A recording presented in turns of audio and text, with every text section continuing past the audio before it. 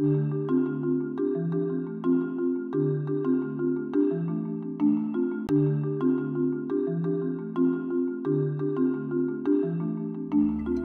je pense que vous êtes nombreux dans cette salle à avoir déjà lu les livres d'Olivier Adam. Vous le reconnaîtrez dans celui-là, puisque ce livre, Les Lisières, en est en quelque sorte une somme. Il reprend tous les thèmes qu'il a explorés jusque-lors, mais ce livre les dépasse tous.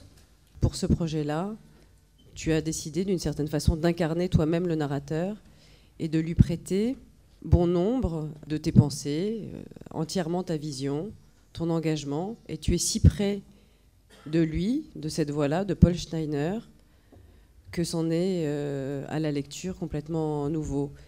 L'ambition de ce livre, elle est à la fois de dresser le portrait d'un personnage dans le monde dans lequel il évolue, mais aussi d'essayer de dresser un constat plus large de l'état dans lequel se trouve notre société, notre pays.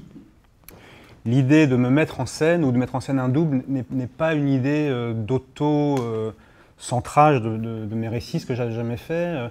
Ce qui m'a intéressé là-dedans, c'est de me rendre compte qu'en me rapprochant de moi, je me rapprochais encore plus des autres. Pour être plus précis, Paul Steiner est donc un écrivain, scénariste. C'est quelqu'un qui, comme moi, a l'obsession de la fuite, de la disparition, de l'effacement, enfin tout ce que vous avez pu lire dans mes livres. Et puis en plus, il lui arrive ce truc terrible, c'est qu'il doit retourner chez ses parents, parce que sa mère est malade, à l'hôpital. Son père n'a jamais su se cuire un œuf, et son frère lui a dit, pour une fois, tu vas aller t'occuper de ton père. Et donc c'est ce qu'il fait. Pour prendre l'air, il se promène un peu dans cette ville où il a grandi, et il rencontre tous ses anciens copains.